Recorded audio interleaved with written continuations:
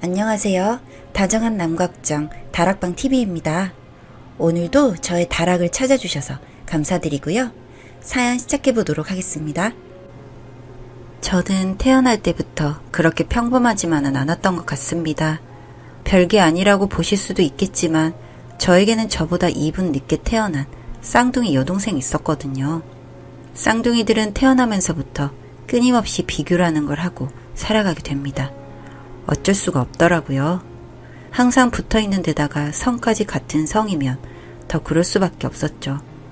저희 쌍둥이는 제 입으로 이런 말 하기는 좀 뭐하지만 외모만 닮았을 뿐 성격이나 성향은 전 방대였습니다.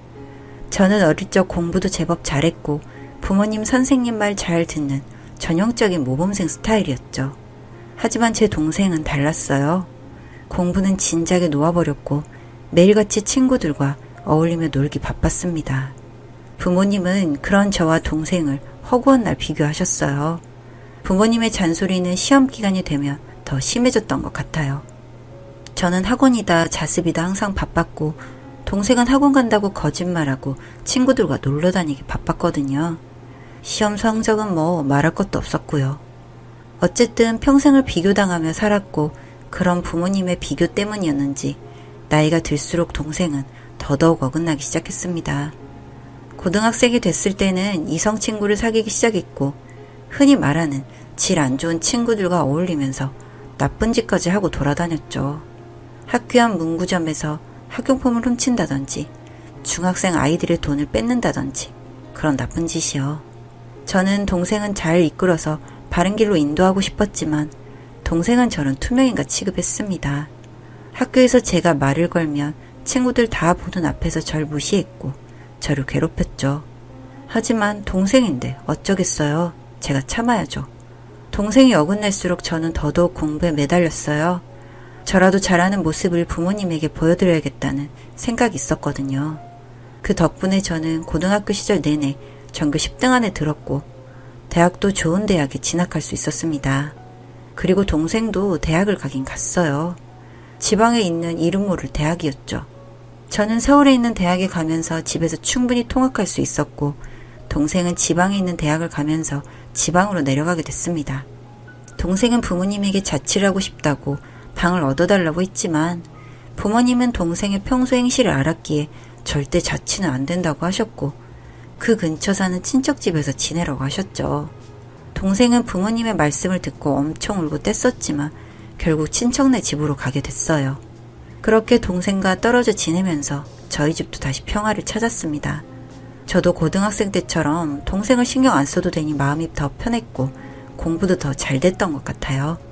간간히 들리는 소식에 의하면 동생은 친척집에서는 어색해서 그런지 조용하게 지낸다고 하더라고요. 그리고 방학 때도 서울에 안 올라오고 그곳에 계속 있을 만큼 희한하게 그곳을 좋아했습니다. 저와 부모님은 그래도 얘가 철이 들었나 보다 생각했죠. 그리고 동생은 저보다 대학을 먼저 졸업하게 됐고 동생은 대학 교수 추천으로 대학 근처에 있는 회사에 취업하게 됐다고 했습니다. 동생의 취업 소식을 듣고 저와 부모님은 주말에 동생을 축하해주러 내려갔고 오랜만에 만난 동생은 어딘가 성숙해져 있었어요. 정말 철이 든 것처럼 보였습니다. 정말 몇 년 만에 저희 식구끼리 웃으며 식사한 건지 기억도 안 날 정도였습니다. 그렇게 동생은 계속 지방에서 지내게 됐고 회사를 어느 정도 다니다가 친척집에서 나와서 자취를 하게 됐어요. 부모님도 동생의 달라진 모습에 지원을 해주셨고 동생은 본인이 모은 돈을 보태서 혼자 살기 좋은 원룸을 얻었다고 하더라고요. 저는 열심히 대학 공부를 마쳤고 공부에 욕심이 많았던 저는 대학원에까지 진학했습니다. 그리고 20대 후반 늦은 나이에 취업을 하게 됐죠. 저는 대기업에 입사를 했고 부모님은 참 기뻐하셨어요. 그리고 몇 년 뒤 전 첫 연애를 하게 됐어요. 전 평생 공부만 하고 살아서 남자친구를 한 번도 사귀어 본 적이 없었습니다. 그러던 어느 날 일하다가 알게 된 회사 거래처 대리님이 저에게 끊임없이 대시를 하셨고 저는 대리님의 대시에 마음이 이끌려서 사귀게 되었어요.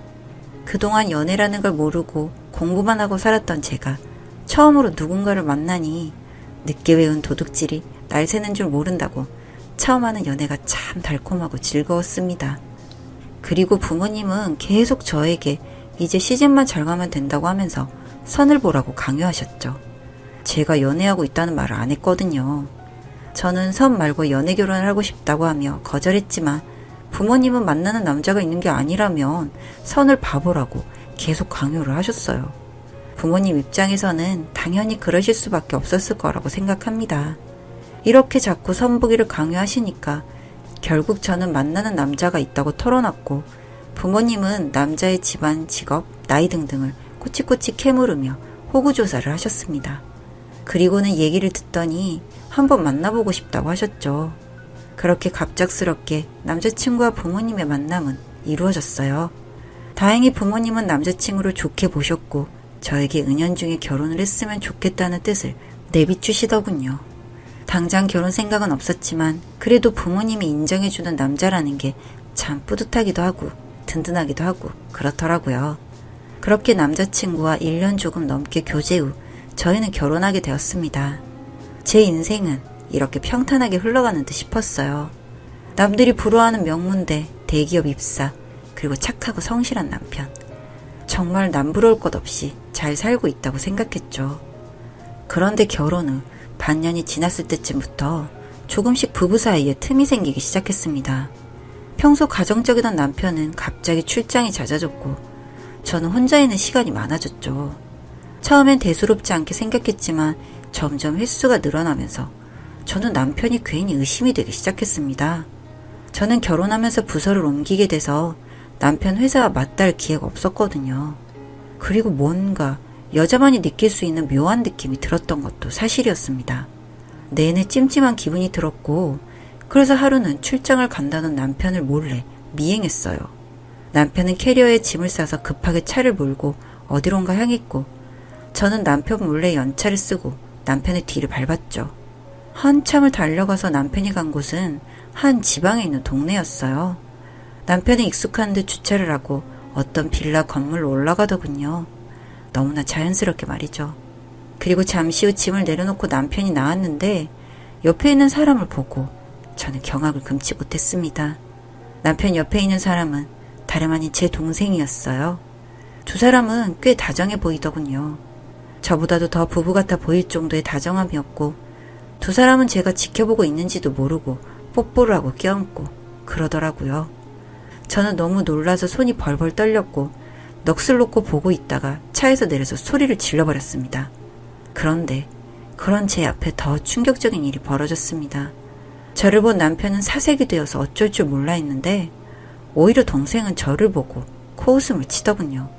그때 동생의 눈빛은 마치 학창시절 친구들 앞에서 저를 무시하고 괴롭히던 그 눈빛이었습니다. 저는 대체 이게 뭐하는 짓들이냐고 따져 물었고 제가 소리 지르자 지나가던 사람들이 모여들어서 수군대기 시작했습니다. 저는 그렇게 낯이 두꺼운 사람은 아니다 보니 그런 상황이 참 힘들었는데 동생이 먼저 들어가서 이야기하자고 하더군요. 그렇게 저희 셋은 동생의 집에 들어갔습니다. 저는 동생이 사는 집에는 처음 가보는 거였는데 들어가 보니 아주 난리도 아니더군요. 마치 그곳은 저에게 일부러 보여주기 위한 연출이라고 믿고 싶을 만큼 저에게는 충격적인 모습이었습니다. 빨래 건조대엔 남편의 속옷과 옷이 널려 있었고 여기저기 남편과 찍은 사진들로 가득했죠. 저는 그걸 보고는 다리에 힘이 풀려 주저앉았고 동생은 그런 저를 보고 또 한 번 코웃음을 치더니 이내 얘기를 시작했습니다. 상견례하는 날 동생과 남편이 처음 만나게 되었고 그 후로 남편이 저에게 프로포즈, 선물 등을 할 때 동생의 조언을 얻기 위해 저 몰래 번호를 땄다고 했습니다. 그리고 그 두 사람은 그 핑계로 연락을 계속하게 됐고 점점 마음이 생겼다고 하더군요. 그래서 저와 결혼 전 결혼을 엎을까 생각도 했지만 이미 돌이키기엔 너무 멀리 왔다는 생각이 들었고 어쩔 수 없이 결혼을 강행했다고요. 그렇게 결혼을 했으니 두 사람은 억지로라도 서로에 대한 마음을 정리하려고 했지만 잘 되지 않았고 남편은 결국 출장을 핑계로 동생을 찾기 시작했고 그렇게 그 두 사람은 위험한 관계를 이어오고 있었다고 하는 겁니다. 저는 너무 충격을 받았고 그럼 앞으로 어떻게 할 생각이냐고 물었습니다. 동생은 저보고 남편과 이혼해줬으면 좋겠다고 하더군요. 저는 둘이 살림이라도 차리겠다는 거냐며 따져 물었고 부모님이 아시면 가만히 있지 않으실 거라고 화를 냈습니다. 하지만 동생은 이상한 소리를 하기 시작하더군요. 어차피 부모님은 너만 있으면 될 거야. 나는 버린 자식이나 다름없는데 내가 무슨 짓을 하든 뭔 상관이시겠니? 그리고 그렇게 부모에게서 일찍부터 버림받듯 자라온 내가 남자만큼 원하는 남자 가져도 되는 거 아니니? 라고요. 정말 황당했습니다. 하지만 이 말 이후에도 계속해서 동생은 이야기를 해나가더군요. 그 내용은 평생 받았던 서름을 저에게 울면서 쏟아내는 것이었습니다. 듣고 있는데 저는 기억도 안 나는 일들을 동생은 가슴 깊이 새겨온 듯 하더군요. 그런 동생이 참 안타깝기도 했지만 그렇다고 해서 이 관계가 정상적이고 있을 수 있는 관계는 아니지 않냐고 물었습니다. 그리고 설사 내가 이 남자와 이혼을 하게 되더라도 집안과 집안이 얽혀 있는데 둘이 이어질 수 있을 것 같냐고 악에 받쳐 소리를 질렀습니다. 그런데 동생은 정말 아주 확고하더군요. 더 이상은 말이 통하지 않음을 느낀 저는 그 길로 나아서 서울 부모님 집으로 향했고 모든 이야기를 전했습니다. 그 이야기를 들은 어머니는 쓰러지셨고 저희 집은 완전 쑥대밭이 됐죠. 너무 화가 나신 아버지는 남편과 동생에게 계속해서 전화를 하셨지만 받지 않는다고 하셨습니다. 그렇게 저는 어떻게 해야 하나 고민을 했습니다. 제가 내린 결론은 둘이 어떻든지 간에 저는 이 사람과는 살 수 없다는 결론을 내렸습니다. 그리고 제 동생의 얼굴을 다시 보고 싶지 않았습니다. 그것도 제가 죽을 때까지요. 전 그렇게 남편과 이혼을 하게 되었습니다. 왜 쉽게 이혼해 주었는지 누군가는 묻더군요. 제가 그 비정상적인 관계에 대해 어느 누구에게 알리고 싶지 않았던 것 같습니다. 그래도 제 동생이라 그랬을까요? 피도 안 섞인 그 남자야 뭔 짓을 당하고 무슨 소리를 듣건 상관없었지만 그래도 그동안 살아온 제 정이 동생에게는 악하게 못하겠더군요. 피를 말려가며 괴롭혀준다 한들 제가 편해지지도 않았을 것 같고요. 이혼하게 된 후로 들려온 이야기는 남편이었던 그 남자와 동생은 결국 살림을 차렸다고 했습니다. 그리고 저는 동생과 연을 끊었고 부모님 역시 저와 같은 선택을 하셨습니다. 순탄할 줄만 알았던 제 인생이 순식간에 바닥까지 곤두박질 쳐진 느낌이었습니다. 저는 도저히 한국에서 지낼 수가 없을 것 같았고 부모님께도 말씀드렸더니 마음 아파하셨지만 제 의견을 존중해 주셨습니다. 저는 그 이후 해외 지사 발령을 신청했고 현재는 그곳에서 모든 걸 잊고 하루하루 지내고 있는 중입니다. 이렇게 이런 이야기를 글로 쓸 수 있다는 것도 어쩌면 조금은 나아졌다는 뜻이겠죠. 새롭게 흘러가고 있는 제 인생에 많은 응원 부탁드립니다. 감사합니다.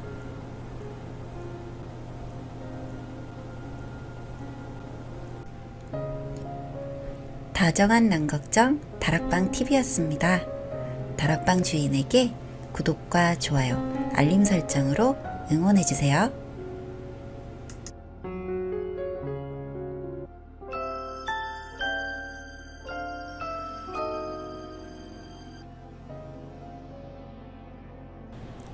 안녕하세요.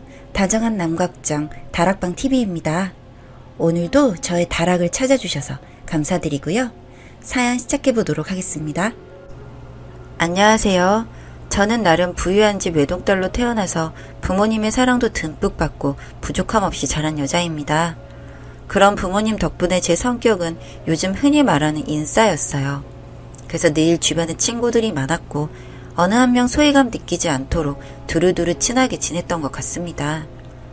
수많은 친구들 중에 저와 초등학생 때부터 친구였던 친구가 있었어요. 그 친구의 이름이 효선이었어요. 효선이와 저는 단짝 친구였죠. 효선이와는 초등학교 1학년 때 같은 반 짝꿍이 되면서 알게 됐고 그 후로 3학년 때까지 운 좋게 같은 반이 되어서 정말 단짝 친구가 되었습니다.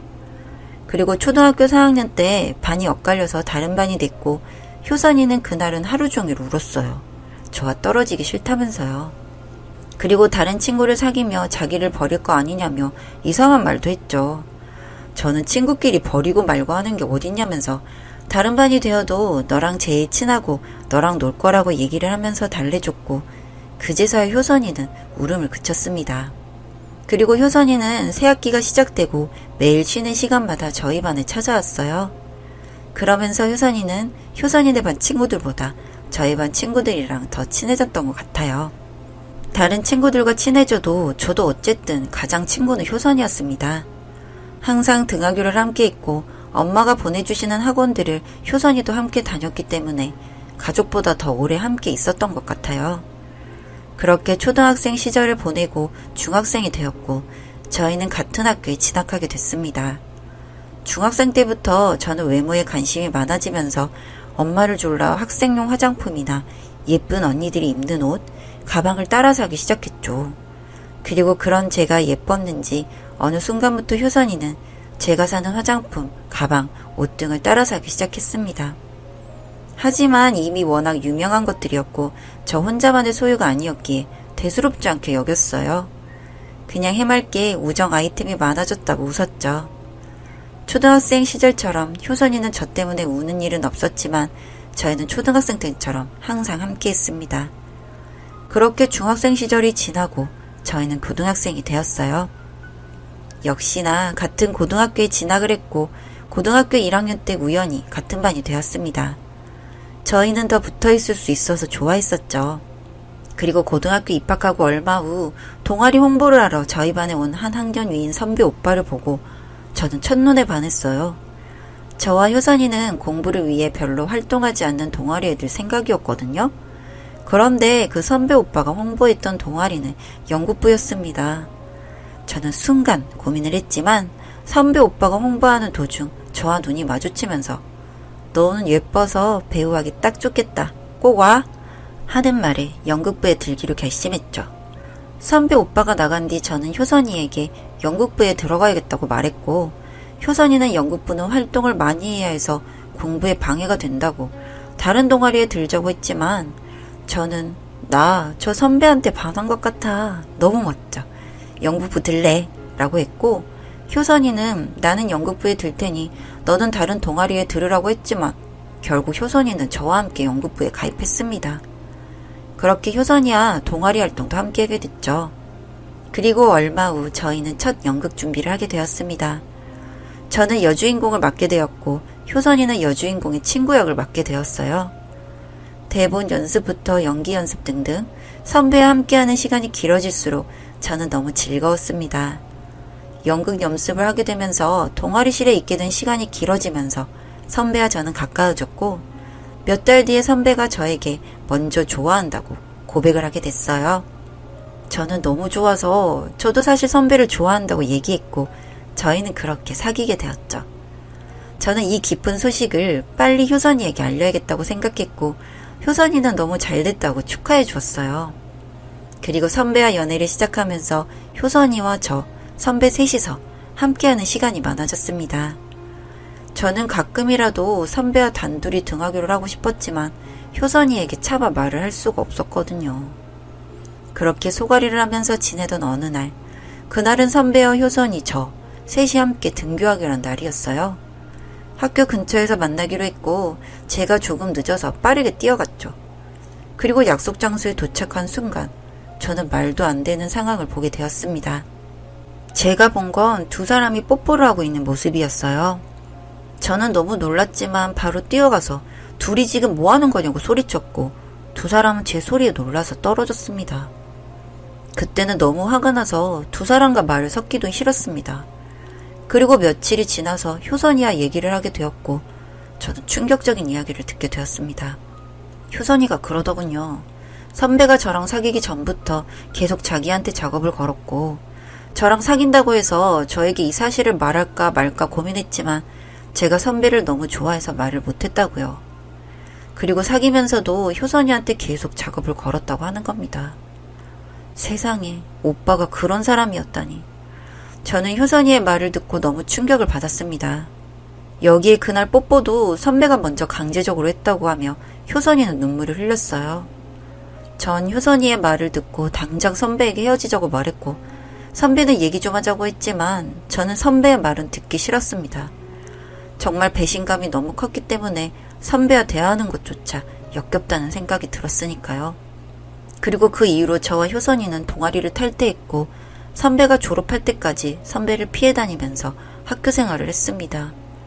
저희는 그렇게 고등학교를 졸업하게 되었고 전 대학에 한 번에 합격했지만 효선이는 대학에 떨어지게 됐습니다. 효선이는 대학도 저와 같은 대학, 같은 과에 가길 원했고 재수를 결심하더라고요. 하지만 저는 왠지 그런 효선이가 고맙다기보다는 부담스러워지기 시작했습니다. 하지만 이미 저는 학교를 다니게 되었고 효선이는 재수를 시작하게 되었으니 그냥 흘러가는 대로 두기로 했죠. 그렇게 저는 대학 생활을 하고 효선이는 공부를 하면서 예전보다 함께 보내는 시간이 줄어들었고 다른 친구들이 생기기 시작했습니다. 자연스러운 현상이었죠. 그래도 저와 효선이는 매일매일 연락은 주고받았고 시간이 맞으면 자주 보려고 했었어요. 그렇게 지내다 효선이는 결국 다음 해에 저희 학교 신입생으로 입학하게 되었습니다. 정말 제가 다니는 학교로 오겠다고 하더니 그 약속을 지킨 겁니다. 그렇게 효선이가 학교에 입학한 뒤로 저는 대학 가서 사귄 친구들과 조금씩 멀어지게 됐고 결국 다시 효선이와 둘이 다니게 되었어요. 그리고 그때쯤 저는 복학생 오빠와 사귀게 되었습니다. 그런데 이번 연애도 고등학생 때처럼 효선이와 셋이 다니게 됐는데 저는 이제 다 성인인데 계속 이렇게 다니는 건 아니다 싶었죠. 그렇게 생각을 하고 아무래도 효선이에게 말을 해야겠다고 생각할 때쯤 예전에 친하게 지냈던 대학 친구들과 술을 마실 기회가 생겼고 저는 그 자리에서 효선이에 대한 충격적인 이야기를 듣게 되었습니다. 효선이가 저와 대학 친구들 사이를 이간질을 했더라고요. 제가 하지도 않은 대학 친구들 험담을 사실인 양 대학 친구들에게 얘기해서 대학 친구들은 저에게 실망해서 저랑 멀어진 거라고 하더군요. 그래서 그 말을 듣고 대학 친구들은 저를 정말 이상한 애라고 생각을 해서 거리를 두게 됐다고 하더라고요. 그러다가 대학 친구 중 한 명이 우연히 알게 된 친구가 있었는데 그 친구가 저와 동창생이었고 제 얘기를 듣더니 학창시절 내내 효선이가 저에 대해 안 좋은 이야기를 다른 애들에게 하고 다녔고 아직도 둘이 그러고 다니냐고 했다고 했습니다. 저는 너무 충격을 받았고 친구들의 말이 믿기지가 않았어요. 그리고 그 다음에 해준 얘기는 더욱 충격적이었습니다. 고등학생 때 사귀었던 선배에게도 먼저 추파를 던진 게 효선이었고 그 선배에게도 제 험담을 하면서 저희를 갈라놓았다고 하더군요. 이런 사실을 다른 친구들은 다 알고 있었는데 저만 몰랐다는 게 너무 충격이었고 어떻게 효선이가 저한테 이럴 수 있는 건지 정말 믿기가 힘들었어요. 저는 얘기를 듣자마자 지금 남자친구가 걱정이 되었고 남자친구에게 전화를 했더니 효선이와 함께 있다고 하더군요. 왠지 촉이 좋지가 않았습니다. 그래서 저는 당장 그곳으로 가겠다고 했고 셋이 이야기를 하게 되었죠. 그리고 저는 제가 들은 이야기들이 전부 사실이냐고 효선이에게 물으며 다그쳤고 효선이는 처음에는 아니라고 부정하다가 제가 계속해서 화를 내니 사실을 털어놓기 시작했습니다. 사실 효선이는 어렸을 때부터 예쁘고 집안도 부유해서 잘난 제가 너무 부러웠고 그래서 제가 하는 모든 걸 따라하고 싶었고 다 뺏고 싶었다고 했습니다. 그래서 다른 친구들과 친하게 지내면 그 친구들을 빼앗고 싶었고 남자친구를 사귀면 그 남자도 뺏고 싶었다고 했죠. 자기가 가지지 못하면 저도 못 가지게 하려고 떼어놓기라도 했다고 했어요. 그리고 지금 이 자리도 제 남자친구를 뺏기 위해서 마련한 자리라고 당당하게 얘기를 하더군요. 듣는 내내 어찌나 어이가 없고 무섭던지요. 그리고 저는 평생을 믿었던 친구의 속마음에 너무 충격을 받았습니다. 배신감과 분노감이 한꺼번에 몰려오는데 참을 수가 없었습니다. 그래서 저는 그래선 안 되었는데 앞에 있던 물잔을 들고 그대로 효선이 얼굴에 뿌려버렸습니다. 그런 저의 모습을 보더니 제 남자친구는 저를 말리며 너무한 거 아니냐고 하더군요. 아니, 이 이야기를 듣고도 여자친구가 아닌 효선이의 편을 들다니. 정말 어이가 없어서 니네 둘이 잘해보라고 하고 그 자리를 박차고 나왔습니다. 그 후로 남자친구와 효선이를 모두 차단시켰고 전 학교에서도 마주치고 싶지 않아서 자퇴를 생각했지만 제가 자퇴를 하기엔 너무 억울했습니다. 이런 억울함을 저만 알고 살 수는 없었어요. 뭐라도 해야 저도 살 수 있을 것만 같았고 어떻게 해야 하나 정말 생각을 많이 했던 것 같습니다. 그러다 생각난 것이 대학교에는 게시판이 있는데 그걸 이용해야겠다고 생각했습니다. 제가 힘들게 들어간 학교를 제가 자퇴할 필요는 없지 않나요? 그럼 효선이가 나가야 한다는 건데 학교 게시판이라면 워낙에 파급력이 대단하기 때문에 한번 해볼만 하다고 생각을 했습니다. 저는 그동안에 있었던 일을 효선이의 이름을 밝히지는 않고 내용을 써서 올렸습니다. 제가 이름을 밝히지 않아도 이미 저와 효선이의 이야기를 아는 친구들이 있었고 친구들이 자연스럽게 이거 효선이 이야기 아니냐며 댓글이 달리기 시작했죠. 저는 그냥 가만히 지켜보기만 해도 일은 서서히 진행이 되더군요. 그렇게 학교의 얼굴과 이름, 그동안의 만행들이 다 알려지게 되었고 타 학교에까지도 이런 이야기가 알려졌다고 하더군요. 그걸 견디다 못해 효선이는 결국 자퇴를 했고요. 이런 제가 심하다고 생각하시는 분들도 계실지 모르겠습니다만 제 입장에선 그렇지 않았습니다. 정말 햇수로 몇 년인가요 대체? 저는 그날 이후로 저에게 잘해주는 사람이 있으면 의심을 하고 사람을 못 믿게 됐습니다. 하지만 또 한편으론 더 나이가 들기 전에 알아차리게 돼서 불행 중 다행이라고 생각하기로 했어요. 제가 결혼까지 하게 됐는데 그랬으면 너무 끔찍했을 것 같거든요. 어쨌든 지금 저는 무사히 대학을 졸업하고 현재 취직을 해서 잘 지내고 있습니다.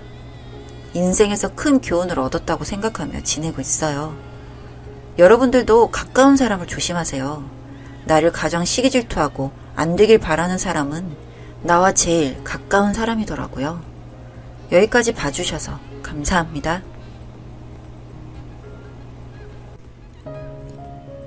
다정한 남걱정 다락방TV였습니다. 다락방 주인에게 구독과 좋아요, 알림 설정으로 응원해주세요.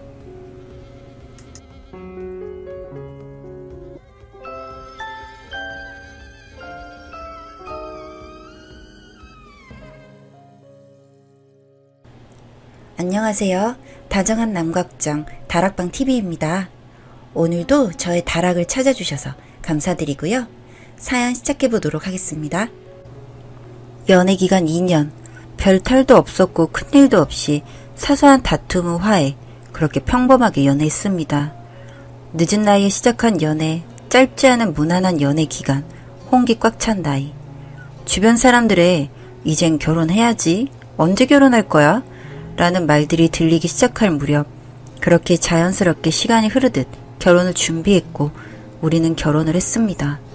결혼 후 집들이 남편 친구들을 초대하고 소개받고 인사하고 남들과 크게 다를 바 없어 보일 수 있던 날, 그날 저는 눈치를 챘어야 했어요.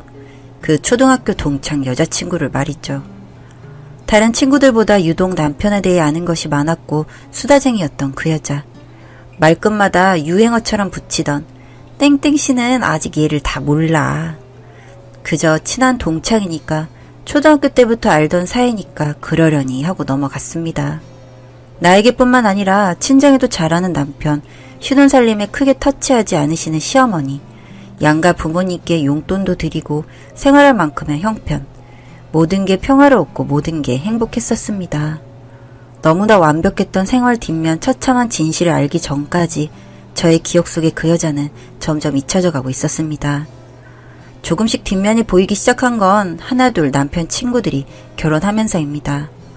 부부 동반 모임이 자주 생겨날 때쯤 불편해서 나오지 않을 것 같은 그 자리에 그 여자는 항상 혼자서 그 자리에 빠짐없이 나와서 함께 하더군요.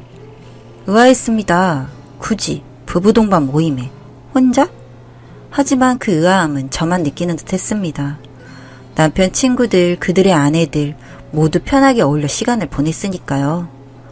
점점 모임에 나가기 싫어지기 시작했습니다.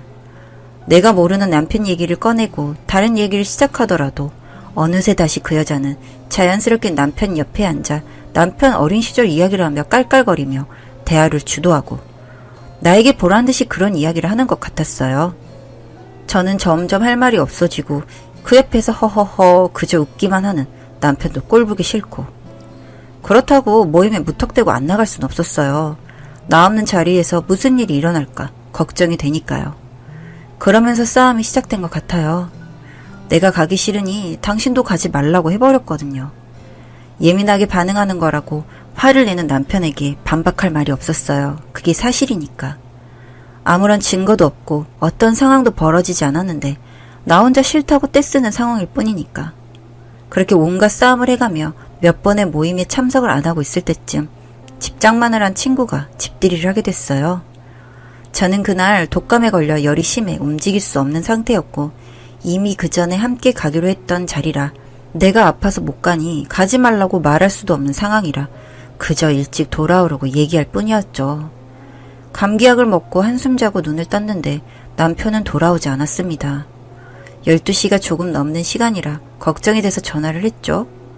어디야? 아직 자리 안 끝났어? 응, 나 지금 화장실 와서 전화 받는 거야. 아직 술자리가 끝나질 않네. 곧 들어갈게. 전화 통화 후 1시간 후쯤 남편이 돌아왔습니다. 한 손에 쌍화탕과 과일을 사가지고 말이죠. 다음날 아직 감기가 낫질 않아 출근은 하지 못하고 집에서 업무를 보고 있었습니다. 후배가 한 장의 사진과 함께 고민 끝에 알려드린다고 하며 메시지를 보내더라고요. 문제의 그 여자. 그 여자가 다정하게 팔짱을 끼고 앉아있는 한 남자의 사진. 확대를 해보고 눈을 비비고 봐도 남편이 맞았습니다. 술집 안에 많은 사람들 곁에 두 사람이 나란히 앉아 웃고 있는 사진이었습니다. 바로 후배에게 전화를 걸어 이 사진이 뭔지, 언제 찍은 건지, 여기가 어딘지 순식간에 수십 가지 질문을 퍼부었죠. 심장이 두근거리고 손이 바르르 떨리고 무슨 말을 하고 있는지도 모르는 상태로 질문을 한 것 같아요. 돌아온 답변은 너무나 차분해지게 할 만큼 당황스럽고 어이없는 얘기더군요. 저 두 사람이 같은 동호회에서 부부 행세를 한다는 겁니다. 아니, 동호회 사람들은 다 그렇게 알고 있대요. 후배는 동호회 가입을 하고 처음 모임 자리에 나가게 되었는데 그날 거기서 남편을 보고 깜짝 놀라서 본인도 모르게 몸을 숨겼다고 했습니다. 그렇게 화장실에 있는데 남편이 전화를 하면서 들어오더랍니다. 저랑 통화 그 내용으로 말이죠. 사진을 찍어서 저에게 바로 보내려고 했다가 무슨 오지랖인가 싶어 삭제했다가 밤새 고민하다가 이제야 보낸 거라고요. 후배가 미안하대요. 이런 사진 보내서. 그저 웃음밖에 나오질 않는 이 상황이 너무도 싫었습니다. 그 동호회 카페부터 찾아 가입하고 그 여자 흔적을 찾아가기 시작했습니다. 오래됐더군요. 부부 행세를 하며 동호회 활동을 한 시간이. 손이 떨리고 화가 치밀고 그런 감정은 이미 넘어서고 멍한 상태로 그 여자가 쓴 글들을 보고 있는데 참 많은 곳을 다녔고 참 많은 것들을 둘이 했더군요. 글을 읽고 있는데 남편이 퇴근하고 돌아왔습니다. 들어오자마자 소리를 빽 지를 것 같았는데 이미 너무 많은 것들에 놀랄 대로 놀라 힘이 다 빠진 건지 차분하게 물어봤습니다. 어제 집들이 늦게까지 한 거 아니었어? 응, 왜? 어제 나한테 화장실이라며. 곧 들어온다며.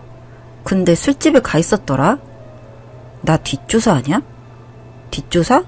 왜? 거짓말 하던 게 들키니까 그런 생각부터 들어?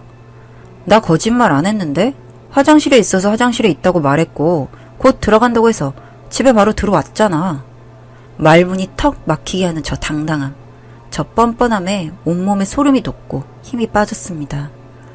저 거짓말 같지 않은 거짓말들로 얼마나 많이 나를 속여왔을까 하는 생각에 바보같이 눈물이 차올랐습니다. 소리를 지르면 목소리가 떨릴 것 같아서 더 이상 바보 같은 모습은 보이고 싶지 않아서 둘이 다정하게 사진 찍어 올린 게시글에 띄워져 있는 노트북을 들이밀었습니다. 네가 판도라의 상자를 열었구나. 귀가 잘못된 줄 알았습니다. 지금 저 사람이 지금껏 내가 알던 사람인가? 악마인가? 차오르던 눈물은 어느새 멈추고 헛웃음이 새어나오기 시작했습니다. 소리를 지르며 당장 그 여자에게 가자고 팔을 잡고 흔들었습니다. 제 손을 뿌리치며 둘이서 해결하자며 우리 둘의 문제라고 떠들어대는 저 남자. 그 뒤로 뭐라고 더 말하는 것 같았지만 들리지 않았습니다. 그저 윙윙거리는 소리로 들릴 뿐. 남편 핸드폰을 뺏어 들었습니다. 무슨 짓이냐며 달려드는 남편을 피해 방으로 들어갔죠.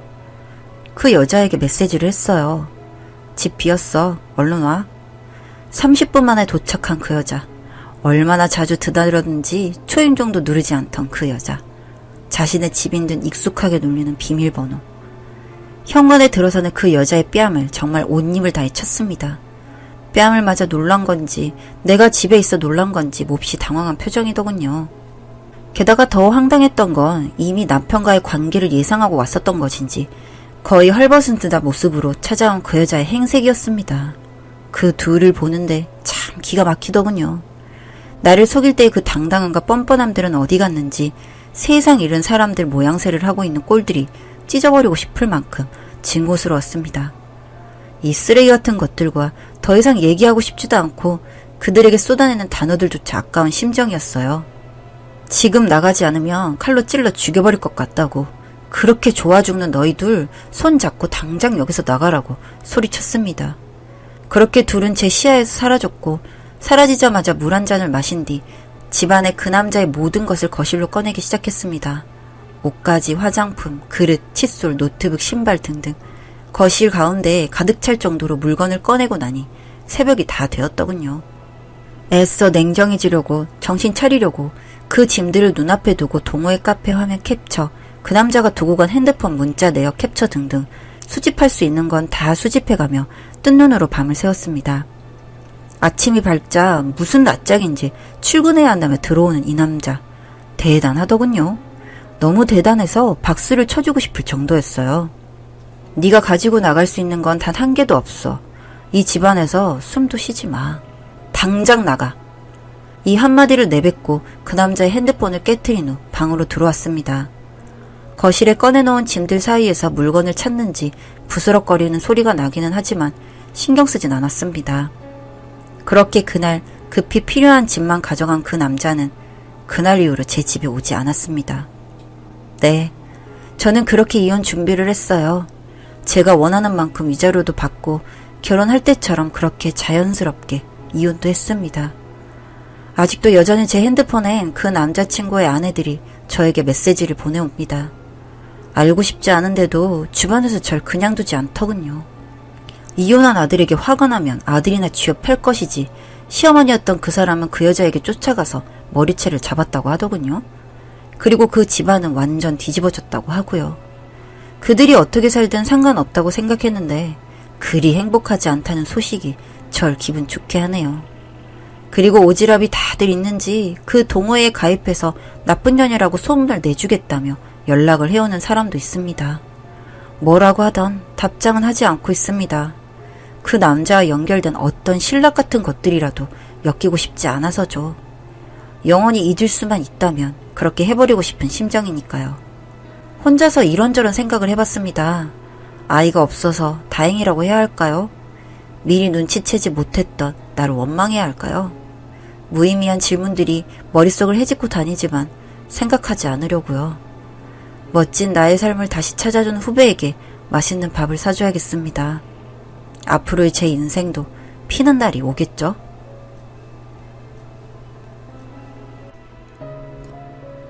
다정한 남걱정 다락방TV였습니다.